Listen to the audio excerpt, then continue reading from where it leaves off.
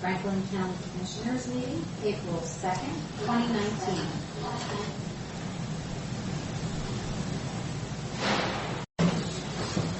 Good morning. It's 9 a.m. on Tuesday, April 2nd for our normal weekly board meetings. Full commission this morning. Commissioner Peck, Zidier, and myself. Keith Johnson, our administrator, and Karen, our clerk. We'll open the meeting. If you would join me for the Pledge of Allegiance, please. Pledge allegiance to the flag of the United States of America and to the republic for which it stands, one nation, under God, indivisible, with liberty and justice for all. Thank you. First item on the agenda is the approval of minutes. If there is no additions or deletions, I'll sign them as read. Okay. We have Human Services here this morning. Kyle and his for young adult housing program. Please.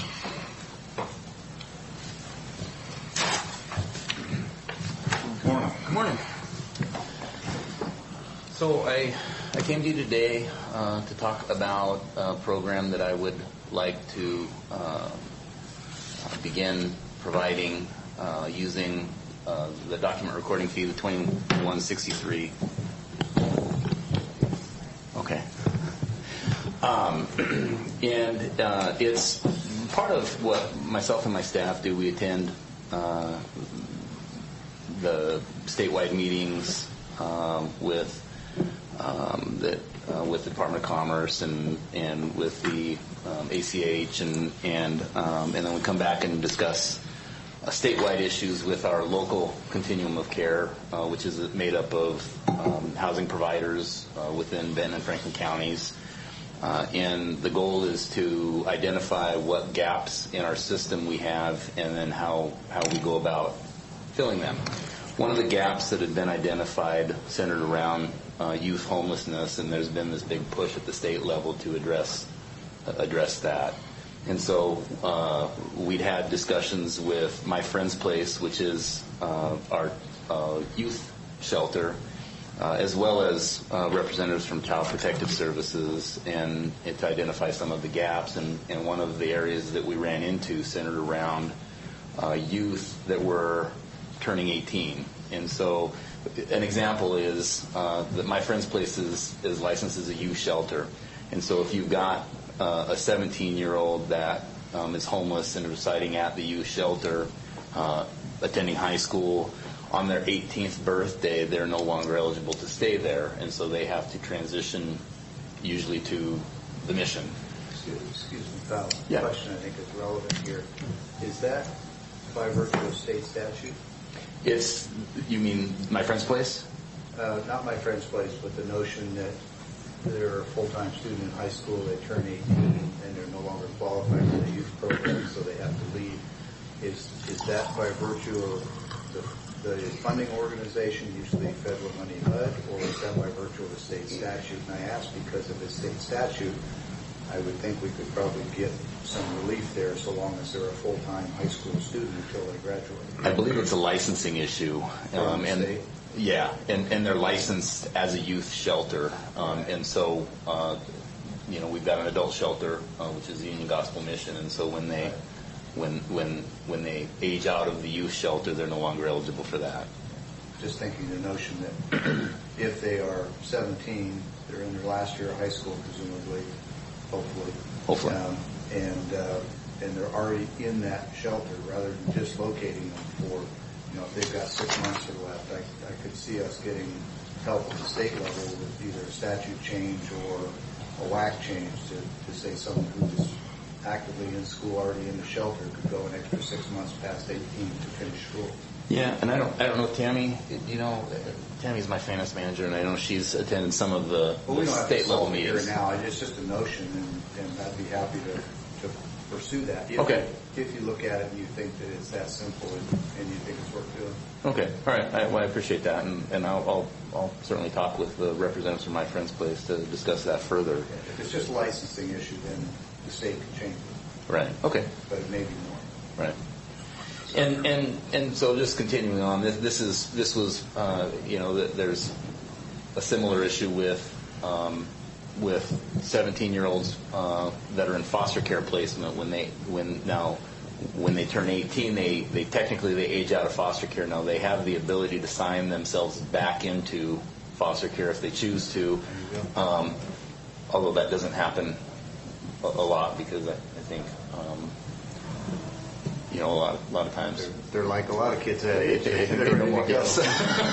Yeah, and so the hope for this program is to address some of those gaps and hopefully, particularly kids that are still trying to complete their education, and also kind of transition into adulthood, where maybe, that's, I feel, a parent's role to help them transition. A lot of these kids don't have that type of support, and so we've discussed partnering with a community in schools.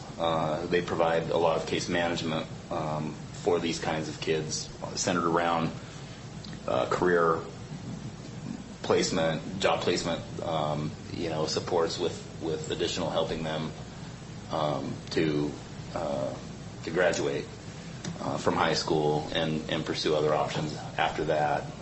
What we're hoping to do is help them with some rental subsidy to get them graduated and transition into adulthood.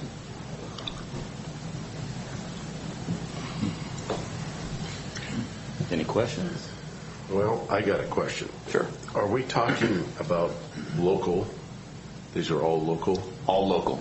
Yeah. So all with because this would be supported with the document recording fees. It's local money, so it would be representing Franklin County youth. Just Franklin County? Just youth. Franklin County, yes. So if we had people influxing in here from other areas, then they would not be eligible for this, correct? No, this is for Franklin County residents. Okay. All right. So Kyle, it's 2163 money and it's collected in the county, so by law it's got to be used in the county. Yes. I'm not aware of anything statutorily that prohibits somebody who's over on the other side of the river coming across here and establishing residency on very short order. What would be required for them to actually show up here tomorrow and say, I'm a resident? What are you going to ask for? Well, there's a number of things that we can do to verify. Obviously the youth shelter is in Kennewick, but it's typically we'll go off of what their last known permanent address is. We can check. A lot of these individuals are eligible for Medicaid. We can check what county of origin the Medicaid comes from. There are things that we can do to verify which county they came from. Yeah, and not to parse it too thinly, but if somebody's living in Walla Walla County with a relative and that doesn't work out for some reason, they come up here to stay with a different relative and they're here for a couple of days and find out that's not going to work and they want to go stay in the shelter as a Franklin County person. Yeah, that wouldn't. There's a process that would take place for them to transfer Medicaid services for. Let's not make the assumption that they're in those programs. Okay. We do. In fairness, I want to acknowledge that you can slice this down thinly enough that you just can't cover every scenario. I get that. Sure. But I've had conversations about how mobile this population is. Yes. And what couch surfing is, and I don't think it's much of a stretch at all that you could have people who have no administrative trail, no paperwork trail to show where they've actually been living, who will show up. And frankly, I'd rather you give them shelter and be a little less concerned about, whether they were in this county last night or that county. But sure. Of course, there's a legal obligation to fund it out of that county. So really the question is, how are you going to be able to ensure that we're following the statute and keeping those separate. Yeah, and we do the best that we can in verifying All right. prior employment. Are there times when perhaps what the scenario that you're talking about happens? Yeah, I think it's probably all so. over time. I think it'll probably all balance out. Sure. I just wanted to know if you thought more about that. And I want to be sure I caught the tail end of your presentation. You were talking about funding and other options if we can't put them in a shelter. Well, Maybe this is more for assistance when an individual ages out of the shelter and has no place to go. And so what the hope with this program would be to provide them with rental assistance to help them get through school. And again, along with, there will be some case management through my office, but also case management. Most of these kids are connected with community and schools. They've got individuals in, quite frankly, most of the schools in the Tri-Cities, and so I've already had discussions with representatives from there about partnering with them to move, because they've got better access to job training and career development kinds of things than I would have in my office. And so with partnering. So aren't they already eligible for homeless assistance through other programs that already exist? Yeah, the problem comes in with an individual who just turns 18 is they have no rental history, they have really no credit history, and so finding someone to rent to them is next to impossible, particularly in a market like we have here. Now, coming through one of our programs, we've been able to develop relationships with apartment managers where they know that this kid isn't just going to be renting and throwing parties and carrying on. There's follow-up to make sure that they're heading in the right direction. And so is it not an option to add some detail or to modify our existing homeless programs? I mean, we've got homeless housing, homeless assistance programs now. I guess I'm just not real sure on how having a separate program for this age class is going to do anything that we couldn't do in our existing program. Well, and again, I think there's, and part of what my hope is and there's a big push at the state level also to address youth and young adult homelessness. And we actually, there's another NOFA through the Department of Commerce that has been issued response is due within the next couple of months, centered around youth homelessness. And so my hope is that by developing programs like this, addressing concerns that are brought up at the state level, and again that have been brought up at our local continuum of care, that will open the door for future funding that of state money on top of that to help supplement programs like that. So I'm on board with what it is you're describing, what you want to do, where I'm just trying to understand a little better. And I'm not challenging the idea of what you want to do. I'm just trying to understand, because that's part of what we're supposed to do here. Sure. The only thing I've heard so far that distinguishes this from our existing homeless program is that by isolating it, separating it out, it allows you to put more focus on that particular age group and more emphasis, which then can be shown to the state as a persuasive tool to get them to provide further funding for that age group. Am I reading you right? Because this is 2163 money. Yeah, and 2163 money, the other programs that we have developed center around individuals with disabilities. So we have a mental health housing program, we have disabled housing program, we have those kinds of programs. This isn't, there isn't a disability attached with this program. It's geared towards a specific age group. Well, aren't we currently using 2163 for homeless housing and homeless needs outside of those additional characteristics?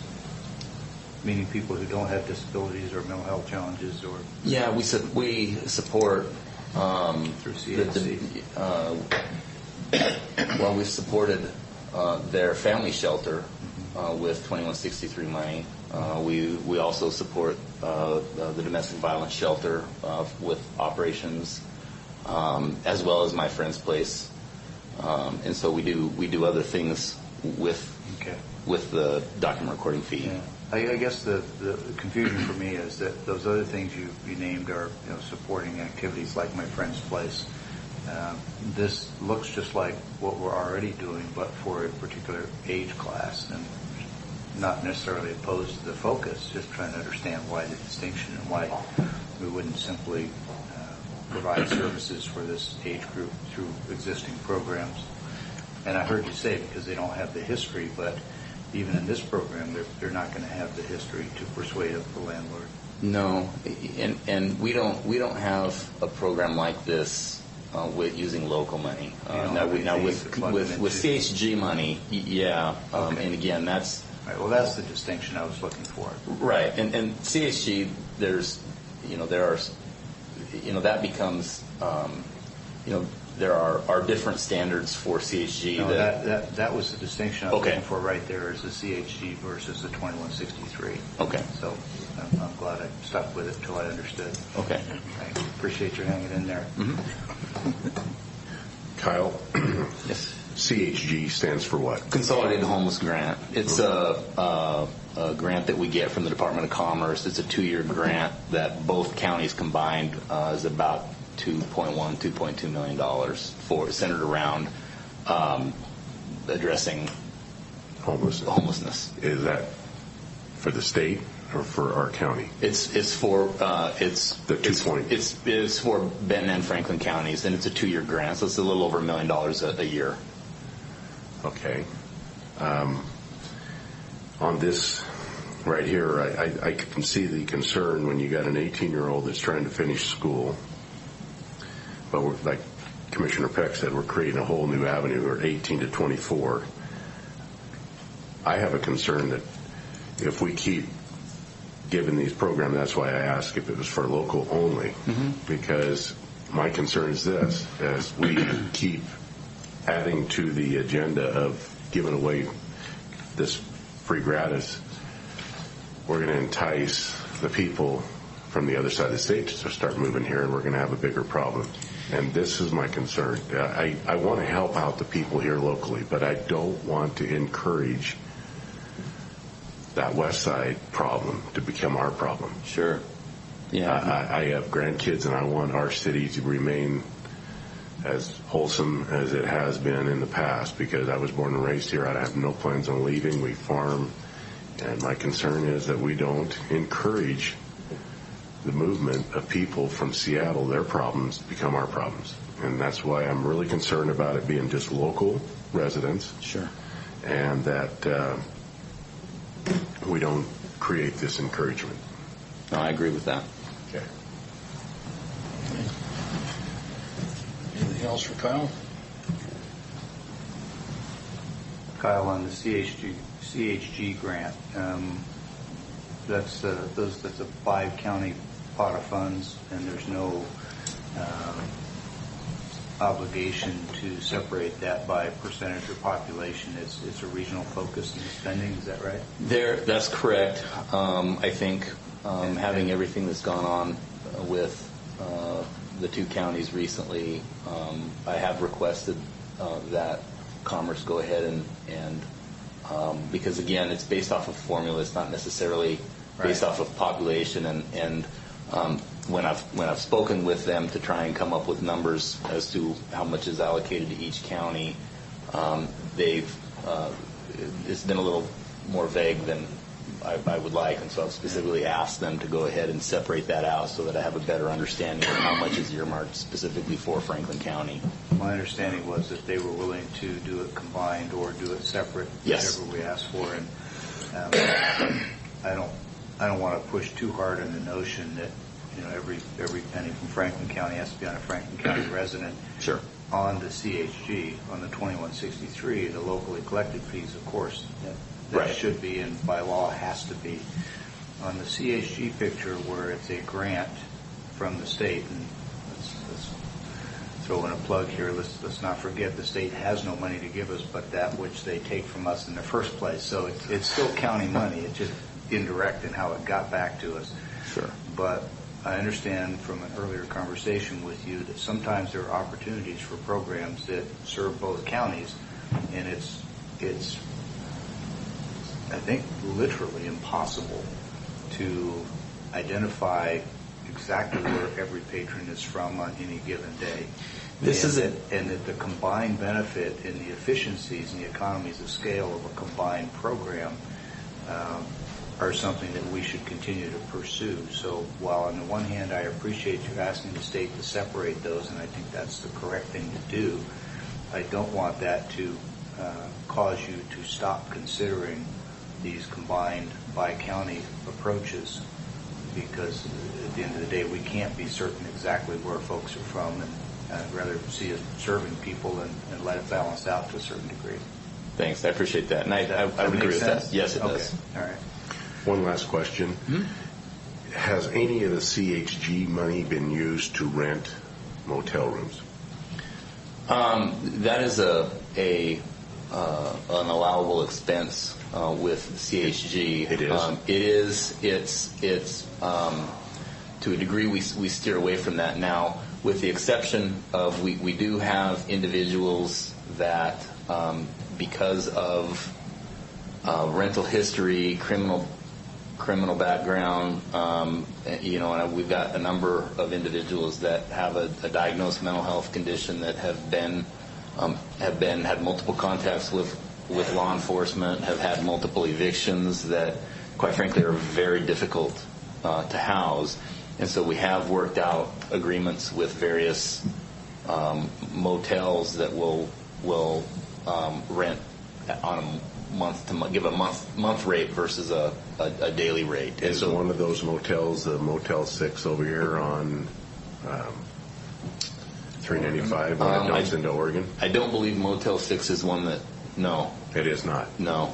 Okay, because we're seeing a lot of activity there. It looks like people that are users of drugs, vehicles that are almost to the point of abandon. As we drive by, we're viewing this and we're wondering why they're... Yeah, Motel 6 isn't one of them that we typically would use. Yeah. All right. Thank you. All right, Kyle, thank you very much. All right. Thank you.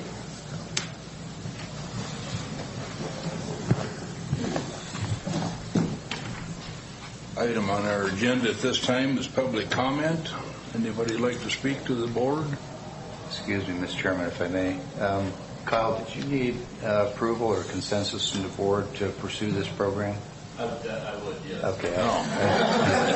Thank you. I've been doing this long enough to read that expression. So, Mr. Chairman, there is no formal resolution, but I think Human Services is seeking consent, and I am correct. I see no resolution, right? You're just looking for consensus? Permission. Yeah, okay. Instead of coming and ask for permission to develop the program. All right. So, Mr. Chairman, I recommend board consensus and approval for Mr. Sullivan to pursue the program and ask him to keep us surprised as he goes. I can agree. Mr. Chairman, I'd like to agree also with the fact that we would ask that the housing where they're housed now would not look at maybe extending these students the opportunity to stay there until they graduate. Okay. What's the name of the housing? My Friend's Place. My Friend's Place. Maybe we can confer with them and get them to give permission to these 18-year-olds, maybe if they're 18 and a half, to stay in that location. It would benefit them to finish their schooling in a place that they're established in instead of moving to finish their schooling, which may disrupt their educational process. I think it's critical that they stay there if they're doing well and finish and graduate. I will have that discussion with them and see, and again. So, yeah, obviously that's what I described earlier, and the offer is still good. If you want me to approach people at the state, I'll be there. I think next Wednesday probably, or if you want to go ahead and do it, or maybe we can both do it. But I think there's good logic behind asking for an extension at least till the end of the school year so they can graduate. All right. Thank you. Thanks. Still the item on the agenda, public comment. Anybody like to speak to the board? Seeing none, we'll go into approval of payroll and warrant. Mr. Chairman, we have two financial matters to handle this morning. I'll start with fund expenditures and move for approval of fund expenditures in the total amount of $145,306.98. Note for the record, this has been reviewed and signed by the County Administrator, Mr. Johnson, two representatives out of the Auditor's Office. Second. All in favor? Aye. Aye. And next, Mr. Chairman, we have salary recurring payroll, emergency management payroll. Move for approval in the amount of $966,664.35. And note that this too has been reviewed and signed by two representatives out of the Auditor's Office. I second. All in favor? Aye. Aye.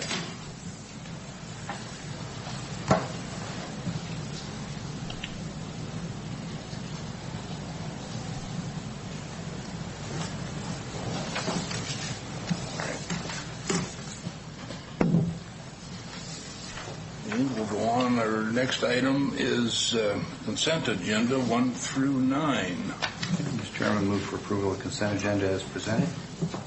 I second, with discussion on 4, 8, and 9. Discussion? On item 4, this is on the road department. Matt, could you join us, please?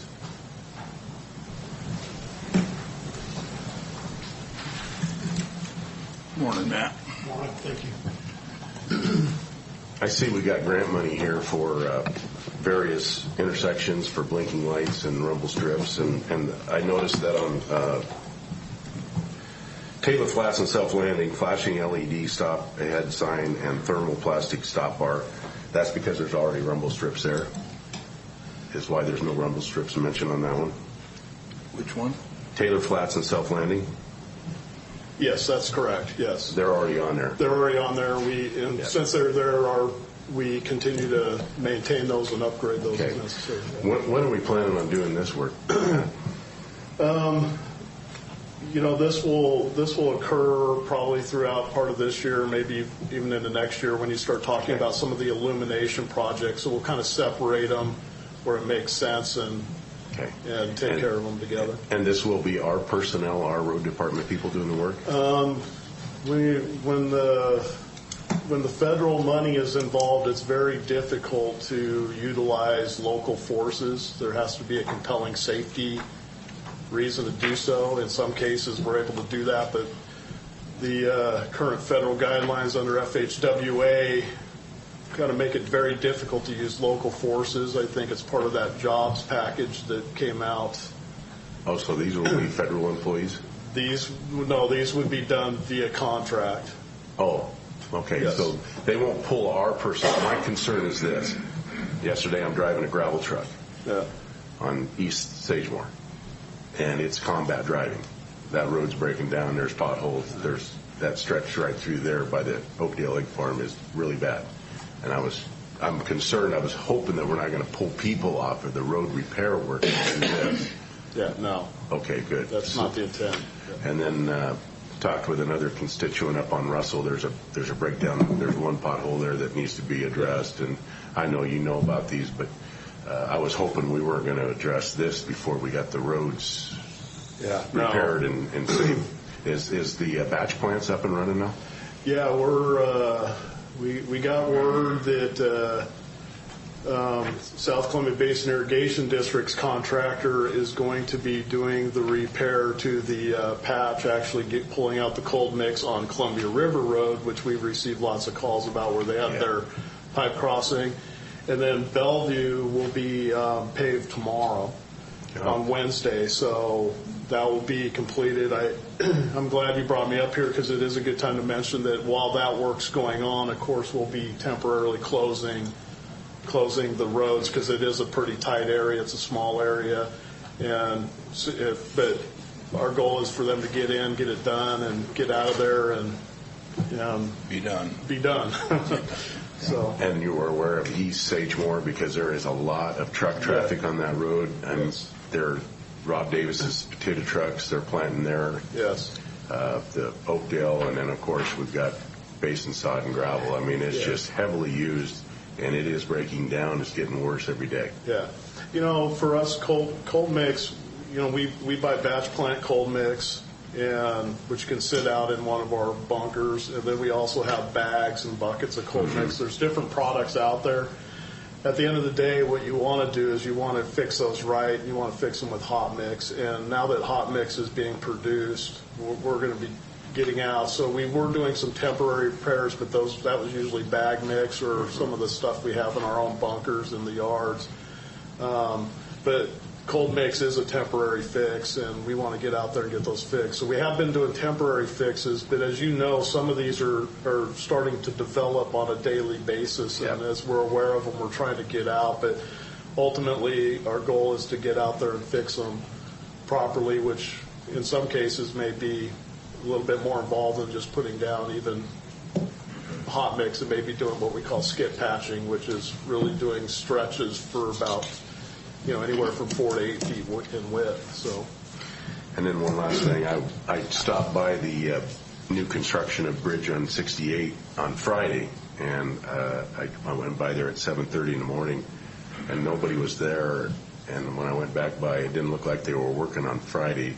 Rachi's not working on 5-day, 6-day week program. No, they've been working 4/10s as their schedule. Is that because we're not there to be the eyes on the project, or is that their schedule? That's their schedule. So they're not in no big hurry to get it done for us, huh? Well, they when we put out a contract, they have so many working days, and their schedule meets the amount of working days they have, and we put together what we consider to be a legitimate amount of working days, not too much. They are behind because of the weather. There was a work stoppage, as we know, for a period of time, but we believe that even based on their updated schedule, that there's some areas where they can certainly catch back, come close to catching back up. But yeah, I mean, if they wanted to work 5 days a week, 10 hours a day, we're going to be there. But their schedule is 4/10s, just like I was out there yesterday, and it's lunchtime, and their guys are all taking lunch. And so there's going to be time, but that's their schedule. We don't do anything to inhibit their schedule. They provide that to us, and then we adapt to whatever it is that their schedule is. Well, because this morning coming in to the courthouse, Glade Road, I had to wait for the line of traffic. I mean, my wife is on the ambulance crew. They've been called out on ambulance calls already. There's getting to be more wrecks on Glade Road. We're facing a mess there on Glade Road, and I would like to see a little bit more urgency in getting this road completed. If they need to step it up and work 5-6 days a week, I don't want to carry this thing out through July. Yeah. It's pressing our community out there for safety. We understand that the bridge itself was a problem. It was functionally obsolete. It's very narrow. So we believe the work that we're doing is absolutely justified. Yes. As I stated last time, we're finding that there, especially, there used to be a time where I think everybody expected work to be going on at certain times, but we're starting to see definitely some major impacts to the individuals and hearing about it. Of course, we can ask them to work more days, but that's just more money. And right now, we've exhausted. We've gone out and gotten every bit of federal money we can get for this project, and we have backed that up with money through the RAP program, through the Rural Interior Preservation Program from the state, through the County Road Administration Board, to supplement anything. And there's still going to be money out of the county road fund budget to pay for all this. So anything we do now to force them to increase their timeline or ask them to increase their timeline is going to be a change order and will cost the project, and that would certainly be an impact on the county road budget this year, especially since we've overexpended on just the snow and ice removal. We've doubled, almost tripled what we budgeted in that area. So Matt, what I'm hearing you say is that it's all a trade-off. And if we spend more on this project, that's one less pothole, one less road somewhere else we're going to have money to work on. I get that. Yeah. When we bid these projects, there's a number of work days allotted. If we compress that and we say we need it done in a shorter period of time, that's going to drive up bid costs, right? Absolutely. It's going to cost us more. Yes. So whether we had done this before we bid it or whether we do it now, it costs us more either way. Correct. So it's not like we missed an opportunity to set a shorter timeline when we bid this thing. Yeah. I just want to make sure everybody was clear on that. Yeah. And certainly, I mean, we're in our office every day, we're looking at the progress they're making, and we're absolutely concerned about it. I don't want anybody to think we sit in our office and just ignore what's going on out there. I drove the county yesterday and was able to see a lot of the areas you're talking about with the potholes and stuff, and certainly can witness the impacts that having a major north-south arterial closed in Franklin County. And certainly we want to get it done as soon as possible. And I'm willing to take absolute direction for the board on the direction we want us to go. But like I said, I think it's important that when we bid the project, we put the working days, we consider those working days. We don't give them more working days than what we believe the project should take. Right. But certainly you can put a project together and give them half the working days. That means they're going to be working pretty much 24/7, and the cost certainly almost doubles, if not, I shouldn't say almost, it will double and probably more than that for just the Total cost. project cost. Total project cost. Let me ask you this. February, they're work days. Now, these work days are scheduled. If they don't work, can they reschedule those for another month? Unless there's an actual work stoppage due to weather, if they're not working, they'll still count as work days. Absolutely. And then we have liquidated damages. That's got to be changed, because if they're not working, how can we call that a work day? And they should be able to move that to another month.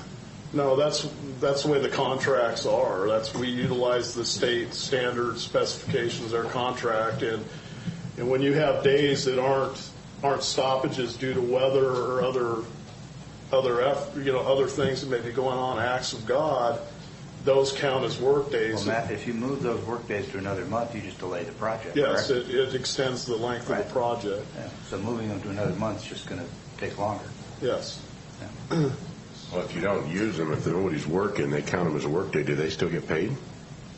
They only get paid for the work they do. We put our contracts aren't lump sum projects. They go out as unit. We put them out as per unit When costs. I say move them to another month, I would say move them to this month and work Friday and Saturday without overtime. I know that we're on government time, and a lot of the private sector don't work on government time.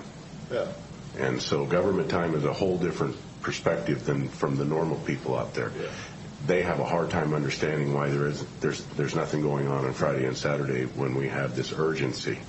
And if we didn't have work days happening in February, we have a hard time understanding why they can't utilize those work days on a Friday and Saturday of this month when work can be done and we've got beautiful days. Yeah, I know. I agree with that. We do have. It is a great time right now for them to be out working, and they are. And Okay, Matt, thank you very much. The intersections educate me on what is a thermoplastic stop bar. It's pretty much what you see mainly being put down in the city. They're a little bit raised, and they're placed on top of the pavement as opposed to, say, a paint. Okay. Yeah, they tend to be a lot more rugged, don't wear out, don't fade as quickly, and it just lasts a lot longer, remain more visible for a much longer period of I time. had never heard that. Yeah. Cool. So, thanks. I think it's important to note the funding that we got here is pretty specific. It's very targeted. These are kind of more designed for intersection, runoff road type accidents, single car accidents, and that's really where we've been focusing with this safety money. And so, Okay. yeah. Great. Thank you. Thanks, Matt.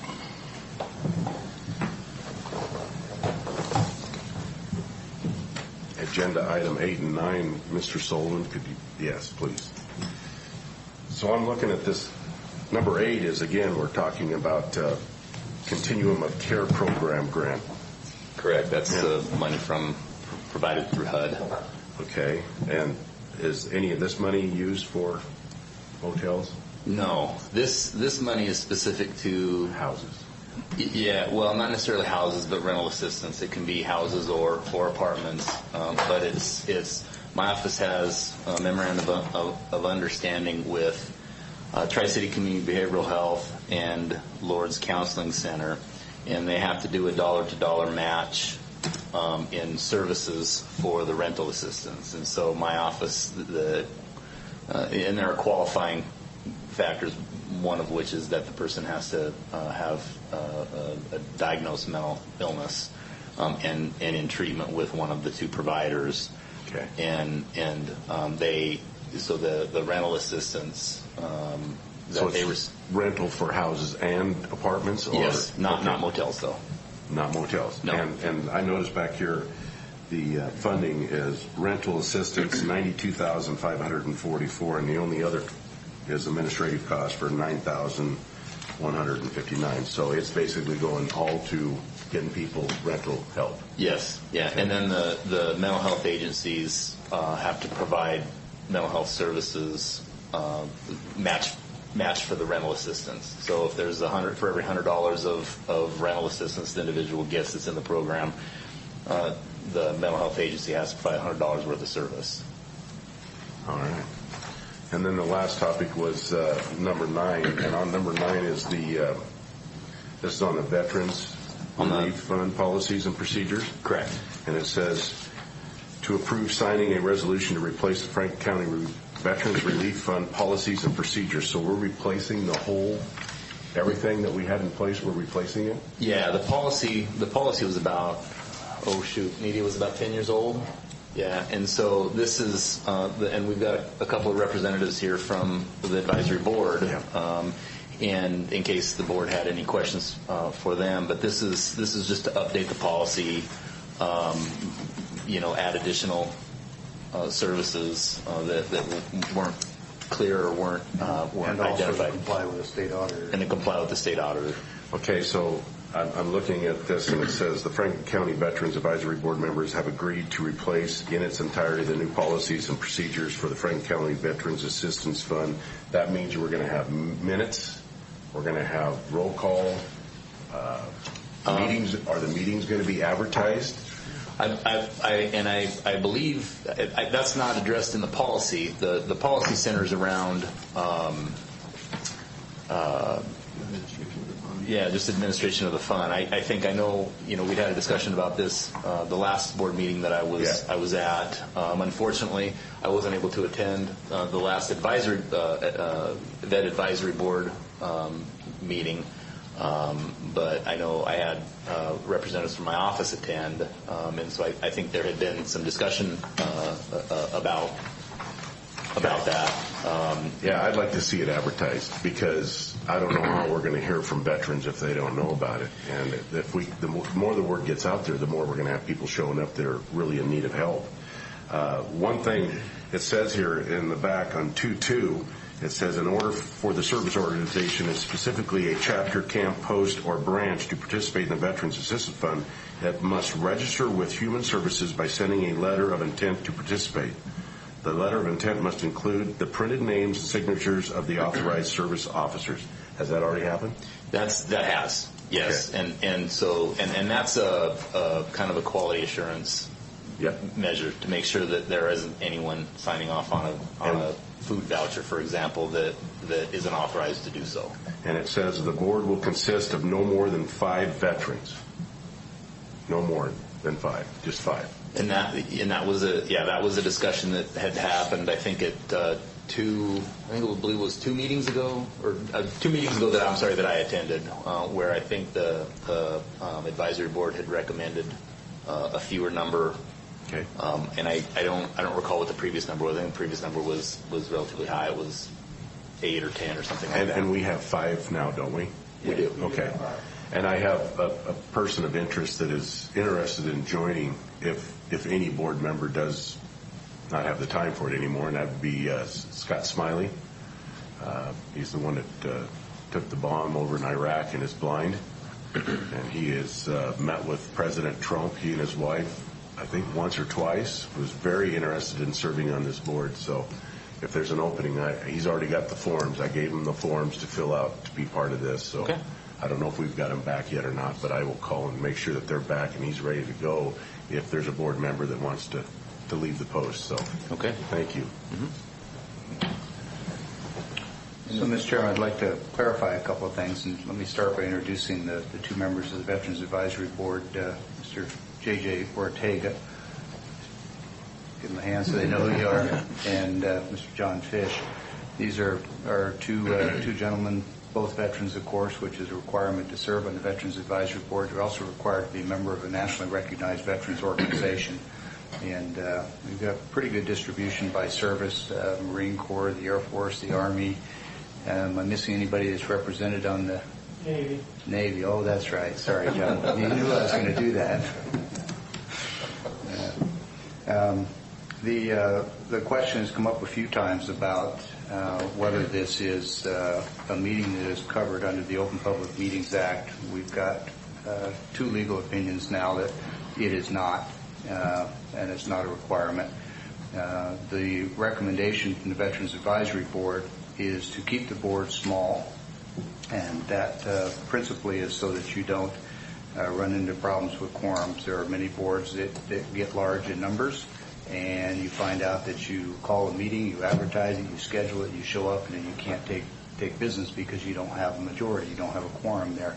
So keeping it small with a core group of people who are actively committed, who will show up for each and every meeting, up to and including people like Mr. Ortega, who's a CBC student, who adjusts his work schedule, his class schedule, and everything else to make sure he can be at these meetings. That's the reason for the small number. And with respect to veterans wanting to attend and express their views, we need to remember that the Veterans Advisory Board, its purpose is to take their collective experience as veterans and that they collect from other veterans day to day as they circulate among those various service groups. That's why it's a requirement to be a member of one of these nationally recognized service groups, is because when they're out affiliating with these service groups, they're collecting input from veterans and bringing it back and using that in their recommendations to the board.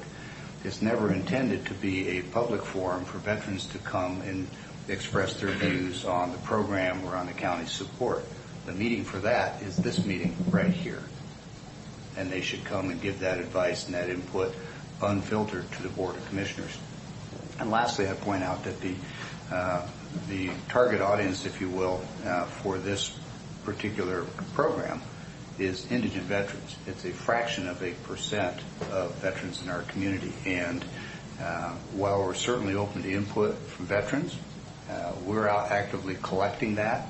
And this advisory board meeting, if it were necessary to advertise these in advance and have a location and spend the money for the advertising, invariably something changes where JJ texts and said, hey, my work schedule has changed. I can't be there at 4. I can be there at 7. Everybody says, okay, we can do it at 7. That kind of flexibility would be lost and the process would be delayed probably every month. So those are the reasons. It's not legal, it's not efficient, and it's not required for veterans to have that input. They can come to this meeting, which I believe is correct for them. So for all those reasons, I would, well, we've already got a motion and a second for approval. I would just say that the policy as written is appropriate and the meeting practice as currently implemented is appropriate. Now, if somebody calls up and says, hey, when's your meeting? Do you mind if we come sit in? Well, feel free. I'm not on the advisory board. Mr. Halterman, who's on an airplane to another state for business, is the chair. So, I don't have a vote in the 5 as to what their recommendation is. What you see in here is their recommendation, not mine, but I'm just seconding what they put forward and stating the reasons why I think it makes sense. Mr. Sullivan, as the overseer of this, do you agree with everything you just heard from Mr. Peck? Commissioner Peck. I do, and again, I think there's very much of that I do agree with. I think that my understanding from the advisory board is that there is, again, I know that the recommendations from that are in the policy are directly from the advisory board. I think that there could be some difficulties that would arise from following the open public meetings requirements. I think that I know just I've experienced email streams where I think there have been a number of times during the course of a day that the meeting changed times and places. We certainly at the board's direction, we can have a more consistent location for meetings. I think if we're looking at having to advertise in a newspaper, I think that if there's not a requirement to do that, I think there could be some problems that come with that. I can if we have a more of a set time, I can certainly advertise on our website. So I think there are options that I'll do what the board wants me to do. I think that's where we need to look is not spending money to advertise, but to help get the word out, because a lot of people don't even know this exists right now, and they are in need. I would think that we could help reach them through the board, but also like through my Facebook posts. And if I could know when the meetings are, I can help relay that so the people could attend and give their concerns to the board, and the board could then bring it to us, because we got to okay it. This is my whole point. If we want to help the veterans, we have to get the word out there. Right now, this seems like it's all bottled up. We're not wanting the word to get out. I want the word to get out to the veterans. I want this money to be used, because in our own, and I wasn't here when it was put into place, but there's a stipulation in this resolution that we passed, or whatever means it was, that if we collected so many years of this fund that weren't spent, we were supposed to lower the tax. I think we're to that point, are we not? I don't believe we're there yet. Tammy, can you? I didn't have it.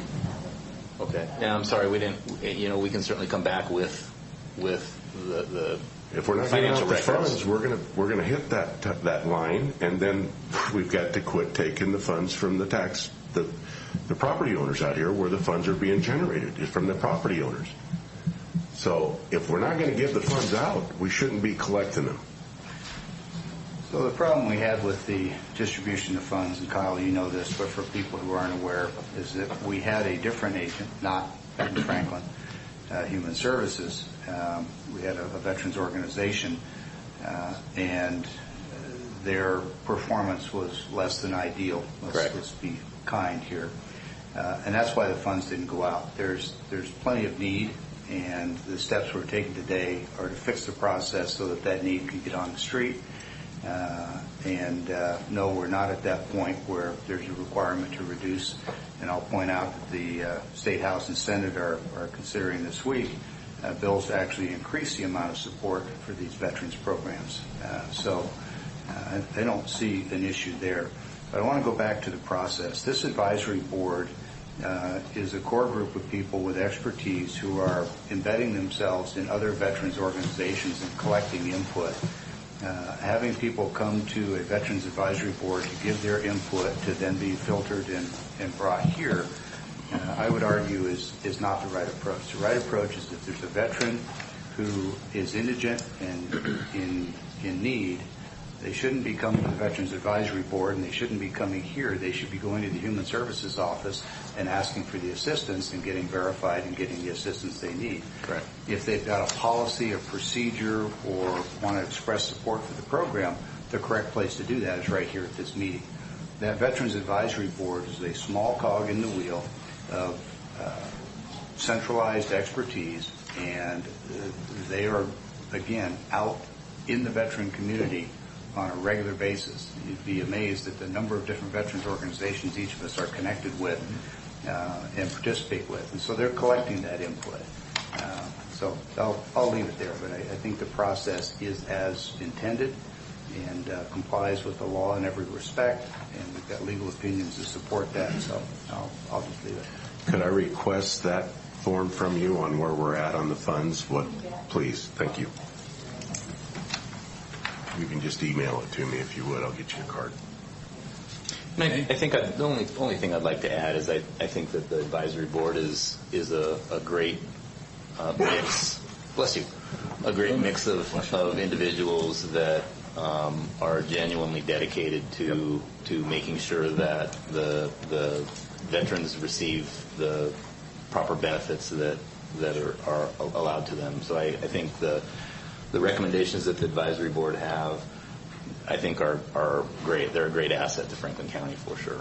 And I'll just note that, and Kyle, you probably know this, but the Veterans Assistance Programs and support programs that the members of this board, this advisory board, are involved in, and I'll throw myself in at this point because I am too, those programs and assets are substantially bigger than anything Franklin County is doing. Sure. And that's all stuff that we are doing out of our own pockets on our own time. So with respect to being connected with veterans and hearing their input, we get an awful lot of input through those programs. Sure. And I'd like to thank you two gentlemen for your service to our country and all the veterans in the room. Thank you. Anything else? Call for a vote on the consent agenda. All in favor? Aye. Aye. Thanks again, Kyle. Thanks, Kyle. Thank you. And JJ, I know what your schedule is like. If you need to leave, it's not inappropriate. You're welcome to stay. Mr. Fish, you have to stay because you're a Navy veteran.